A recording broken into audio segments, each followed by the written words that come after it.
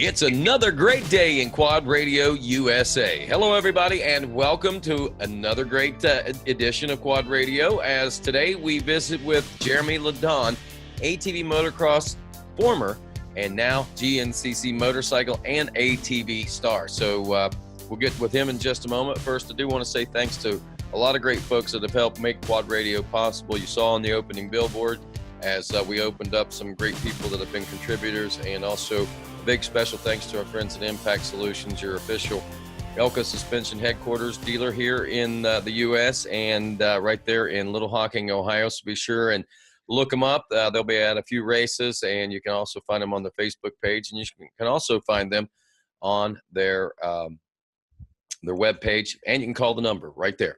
So with that, our guest, as we roll into another edition of Quad Radio, is Jeremy Ledonne. Jeremy, welcome to Quad Radio.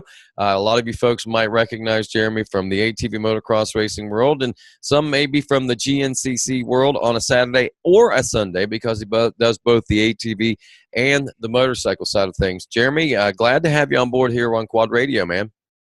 Yeah, Ronnie, it's awesome to be here. I've dreamed about being on Quad Radio for a long time. I like that answer. And if you knew what it took to get to hit right now, you'd understand why I laugh. But Jeremy, it is really super to have you on here, man. And wow, what a story you've got to tell, my friend. I know we've talked about you a lot, and you know, your story's been on the internet.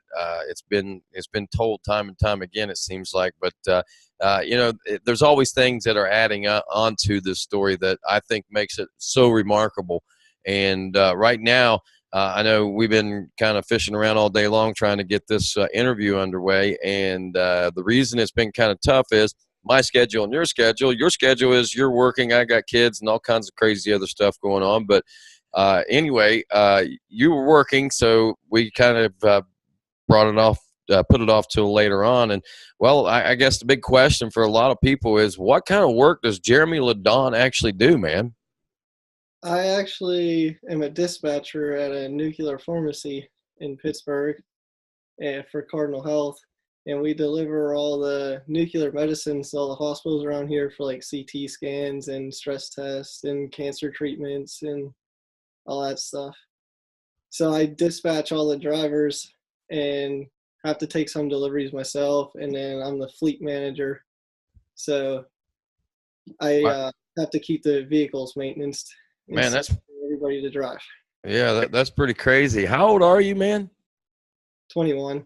21 years old. That's pretty remarkable feat for a young man, and a pretty big responsibility, especially when you throw in the word nuclear. Is that just a big fancy title that's going on, or do you actually handle nuclear material, man?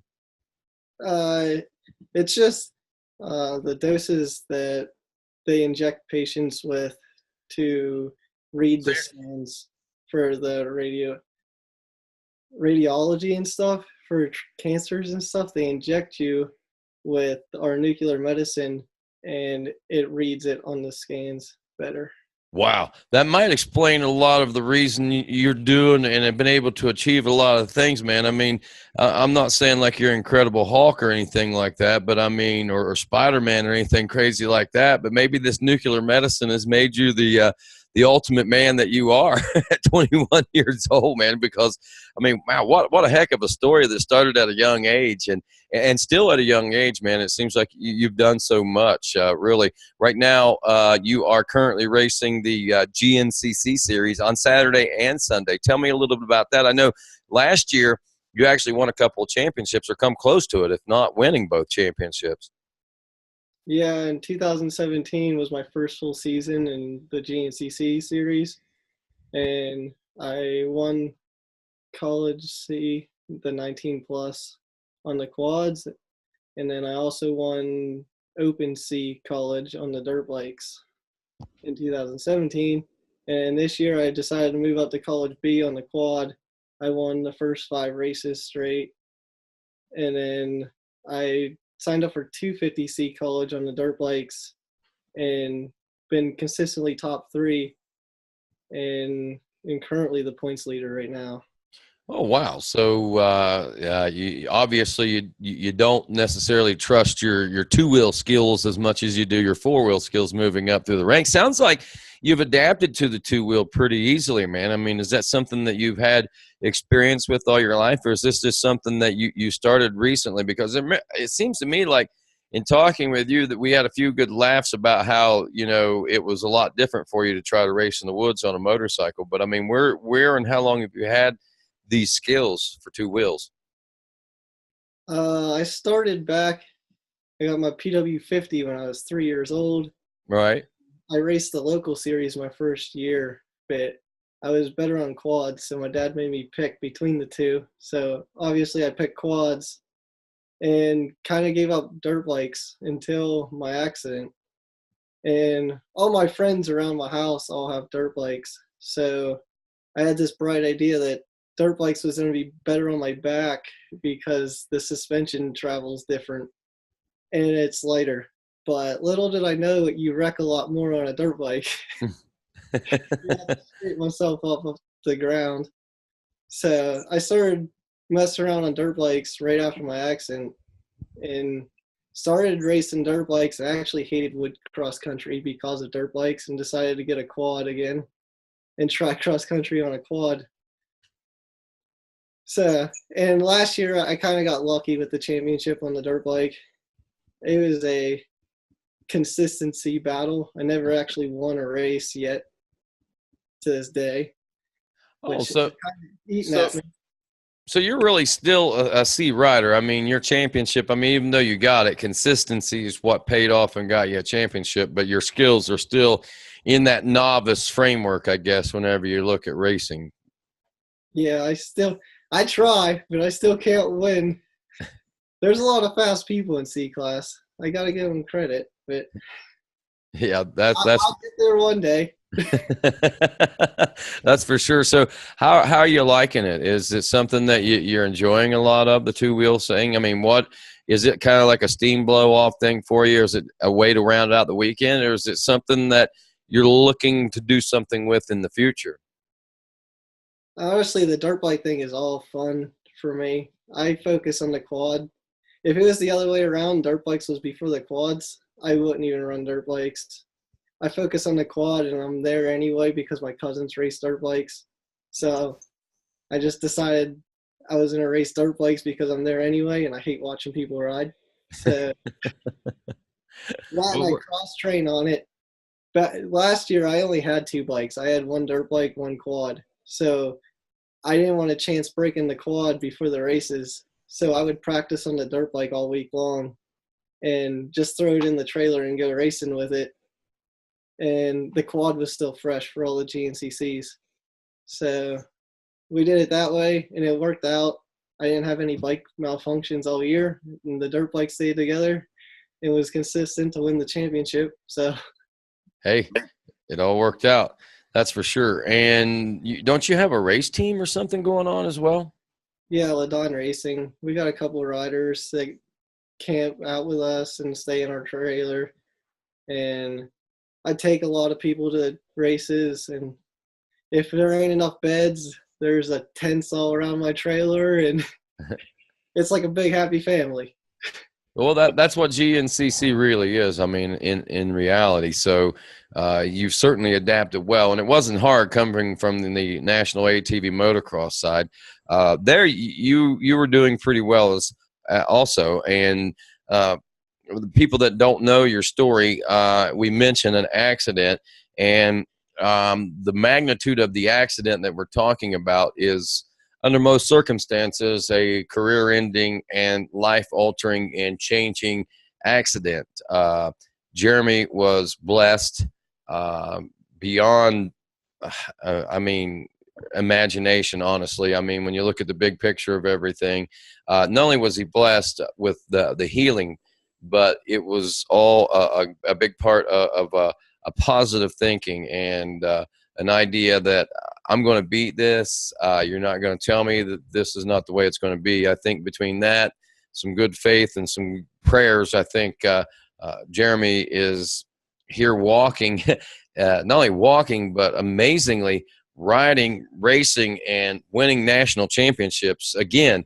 And Jeremy, in a nutshell, that's kind of the story. But let's go back. You said you started racing and riding, I guess you could say, motorcycles, PW50, and you had a 50 ATV. So you chose the 50cc, or you chose the ATV. I don't know if it was a 50 or not.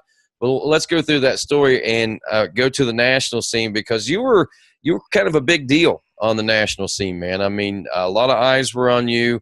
You know, people were expecting big things out of you to climb through the ranks and to be right now a pro rider racing against, you know, the best of the best, the Chad Wienans, Joel Hetricks, and the Thomas Browns, and the Jeffrey Rastrellis, and the Janusas. And I mean, you were touted to be one of those guys, and here we are, and it's a whole different world, man. Take us through, I guess, the early days, kind of. The early days, I rode with all the top guys. I traveled around with Joel Hetrick pretty much my entire career. It was definitely the coolest experience I've ever had in my life. Get to travel everywhere with some of the top guys that are pros now. I ride with Thomas Brown and Joel and Sean Taylor and all them guys and stay in Texas. Never really had the normal kid life because I lived on the road and did cyber school. And we just pushed that goal. My dad supported me 110%, and I had a lot of great sponsors behind me, and I really wanted to win that championship, and I was there. And then I wrecked at Briarcliff and broke my back, and all I could think of is that was it, and it drove me to now and got me walking. Well, let's go back. That was what year? 2015, something like that. Broke my back. What was? 2014. Say it again. 2014. 14. Okay, so we're now what, 4 or 5 years out from that accident. You were in the hospital. I mean, I've told this story. We've talked about it. I seen you sitting there. I knew something wasn't right. Your back was broke, you know, and you know, I mean, I remember your sister. She was probably one of the most faithful people I ever seen. She kept everybody updated on everything that was going on, and she was so positive through the whole thing. And I don't know, man. I mean, just the positive energy you had around you was remarkable, man. And it was a hard time, I'm sure, for you. But I mean, here you got people telling you, Jeremy, you're never going to walk again. That's probably, you know, the prognosis that we're looking at. You're going to have to adapt your entire life. You'll never be racing again, yada, yada, yada. And you said, I really wasn't having it. I mean, everybody was telling me that stuff, but when I went to sleep at night, I'd had dreams that I was still normal. So it just, when I woke up, I'd get upset about it, but I always knew once I got out of this hospital room, I'm going to be all right. what made you believe this, man? Honestly, I don't even know. It was just me. I wanted to ride so badly that when I got out of the hospital, my grandparents actually is the ones that wanted me to get back on the quad to get my spirits back up. So they literally would pick me up out of my wheelchair and put me on a utility quad, and it was semi-automatic. So we had a ratchet strap from the shifter to the handlebars, and I would pull the ratchet strap and shift up, and that's how I started riding. And I didn't, when you're in physical therapy and stuff for breaking your back, all they do is basically teach you how to live your life in a wheelchair. So I actually quit physical therapy and I went to a personal trainer that actually trains Dylan McClellan for motocross. And we used his machines and everything, and I would go there. It was 3 times a week, and I would just ride with my friends. And I swear to God that me riding is what brought my feeling back into my legs, because At physical therapy, like they put electrical probes and stuff on your legs to simulate your muscles. But I think because your muscle memory from riding all your entire life and the vibrations of the quad did the same thing for me. So the more I rode, the more and more I got back. So I just tried riding as much as possible and completely ignoring every doctor. No matter what they said, I was riding and it was working for me. And obviously, I can live with normal life now. I can run, I can jump, I can ride quads. So Wow. Wow. I mean, that's not, I mean, I wouldn't necessarily suggest that for the typical person, but knowing you, talking to your dad, talking to your family, knowing your family, um, yeah, man, you aren't kidding. You literally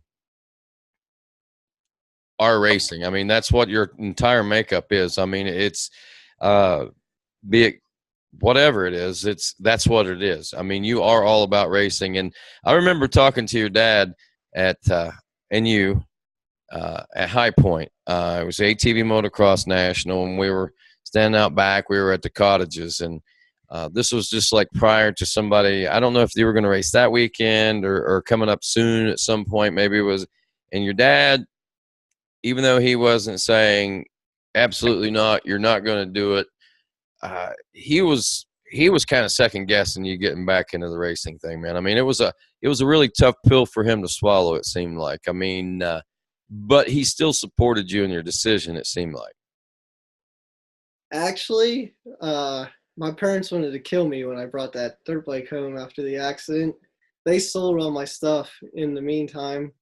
So I went out and I bought that dirt bike to ride with my friends and came home with it. And my parents literally wanted to kill me. And they told me they were going to lock it in the garage and I wasn't allowed to use it and they were going to get rid of it. After a couple weeks of begging, I finally got to ride the thing. And I mean, we went to a race and I tried the XE thing and it was a mud fest on a dirt bike. And I was riding a 125 because I couldn't start any other bike. My legs were too weak. It was just an absolute nightmare. I fell off this cliff, couldn't get up the thing. I only did one lap of the race and absolutely was dead tired. And I was like, I'm never doing that again. And after that, I actually went out myself and bought myself a race quad off of somebody that raced GNCCs. And I bought all my gear and everything again, and I did it all myself. My parents absolutely hated it. There was no doubt about it.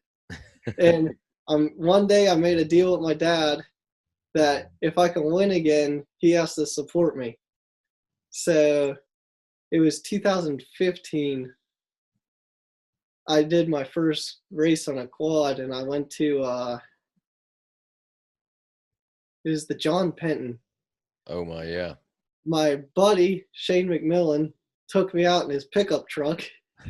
We drove out there, and we were like, "All right, we're gonna see how this goes." And came off the track, and I didn't even know how the transponders and everything worked at that point with like the screen. So I came across the line, and I thought I got like fourth, and I was actually pretty mad about it.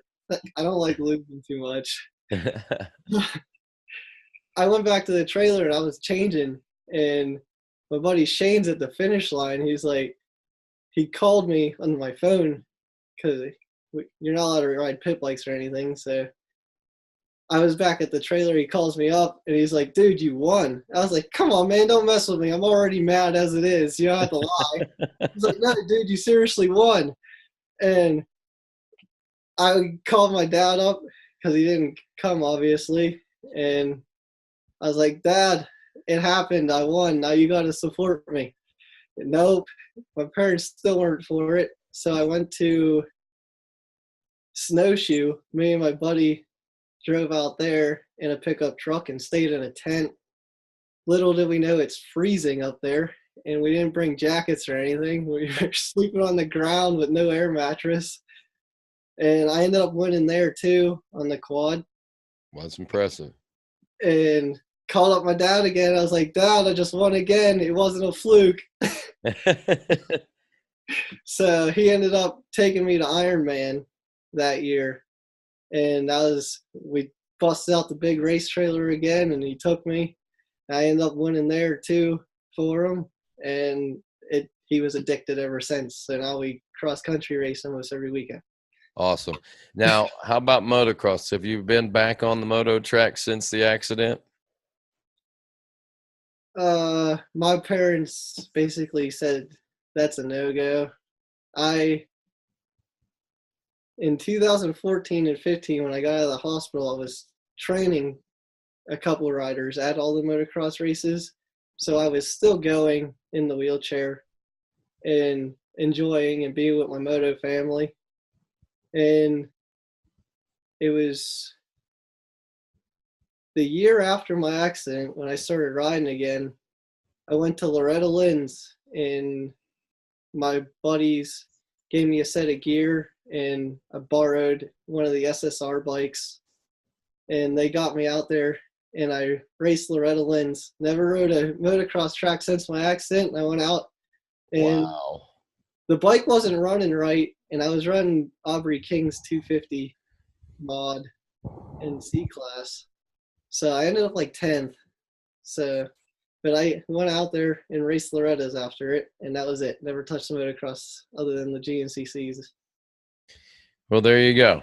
There you go. Well, good job, man. I mean, that's an amazing story. It really is. And then crossing over into what we've already talked about with, winning the championships and now with what's going on with the B class, man. I mean, that's pretty phenomenal. Did you expect to be as at the point you are against the competition in this B class? I mean, coming into this one, I mean, I know I got to say, I think I'm not surprised because I know you got mad skills and all that. But at the same time, there's kids that have grown up through the ranks that you would think might have a little more experience in the woods, but you don't. That doesn't seem to slow you down any. Yeah, I only have the 2 years in the woods experience, and XC is definitely a different animal with pacing yourself for the 2 hours. And going into B class, winning the C class the year before, uh, I was kind of expecting or hoping to win, battling for it. So, and Grayson Eller gave me a run for my money the first round, and Yes. I was so beat after that race battling with him, and I almost passed out at the finish line. So started hitting the gym and training a little bit more so I can keep up with these B class riders, and it's been working pretty good. That's awesome. What's it like? I mean, good to see Grayson back. I mean, we got a couple of a few of you guys. I mean, Reese Parvin racing. We got Megan and Luke Shepard from the ATV motocross racing world who made a crossover. Obviously, you. We've got. I swear, I think I seen Dan Ducato there the other day at a GNCC. Let's see, who else? Obviously, we're seeing Hayden Mickelson and Grayson Eller and Noah Mickelson before his accident south of the border. Those are just a handful off the top of my head that a few guys that you may not remember, the Batson brothers, Dale and Mark Batson, who are a couple of media all-star guys that used to race ATV motocross years ago. They're now into the GNCC world. So, I mean, there's a lot of folks starting to make the crossover. What do you think the appeal to that is? I mean, obviously for you, it was the injury and not having to be in situations where you jump and things, I would imagine. So, what do you think the appeal for most other folks are? To me, I think it's a lot safer. You're at a slower speed and you're closer to the ground when you actually do wreck. For me, I like the 2 hour format better than 10, 20 minutes. I like being able to go out there and just have fun while you're racing instead of having all the pressure and everybody's watching you in the motocross. You make one mistake, everybody knows about it. GNCCs, just the people around know what's going on. So I don't know. To me, that's the biggest thing. I do it because it's safer. And do you feel as much pressure doing it? Definitely not, because if you make a mistake, you got 2 hours to recoup. So I try just, if I make a mistake and I drop back positions, I just focus and know I have time to catch everybody. So Now, what do you think about people that like to do the crossover, like Grayson and Noah and Hayden? Do you think that's a good, and obviously Wesley Wolf? I don't know why I didn't mention him, but Wesley Wolf is one as well. Um, do you think that? I mean, do you think it's a good thing? I mean, do you think it rounds out the program? Do you think it makes you stronger as a motocrosser to race GNCC because of the 2 hour format? the GNCC racers that race motocross, I think the endurance part in a motocross scene, you wouldn't get as tired because you're used to riding the 2 hours. The motocross also helps the GNCC riders, is what I noticed too. Even with riding with some of the top pro GNCC riders, it seems like they don't push in the field sections unless like as much as like the motocross riders do. We're not afraid to go wide open in the first turn and grab the whole shot. Right. Field sections just hammer into the turns and let it eat, and that kind of stuff. And then when you got a motocross track on a GNCC track, we excel there too. The tight stuff is what hurts me, but I'm getting it. Well, Georgia must have been a hard place for you then, huh? Yeah. I rode that one on my utility quad, and wow, it's not as wide as I don't think my quad's as wide as the race quads are, some of them, and man, I couldn't believe how they were getting through there, or how they were going to get through there. All I can say is I know it's best, I guess, that they have those 4x4s early on in the morning so they can widen out the trail for them. Is the only thing I could figure. Knock down some of the trees. Yeah. Yeah. So, all right, man. It's been a while. I'm sorry to keep you on here so long, but with that all being said, um, words of wisdom, words of advice to people out there. I mean, looking at doing one or the other, or doing both. I mean, what would you, as someone who literally has been in a situation where you faced the possibility and the likelihood of a life changing experience, one that you couldn't walk. Literally, you lost the use of your legs. Uh, you you've been there. You always hear people say, when something happens to somebody, well, they knew the risk whenever they were doing this, and this is what they chose to do.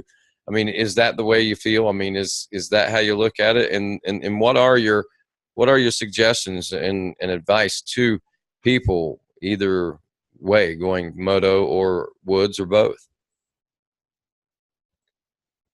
From my experiences, if you want something bad enough, anything's possible. And obviously, it's working. So to me, I wanted to race so badly that I went to any ends to do it. And the risk to me is I'd rather take that risk than not do what I want to do every day. And what I like doing is what I grew up doing. Like, this is the only thing I knew. So living a normal life wasn't an option for me. So I was just pushing to live that dream again.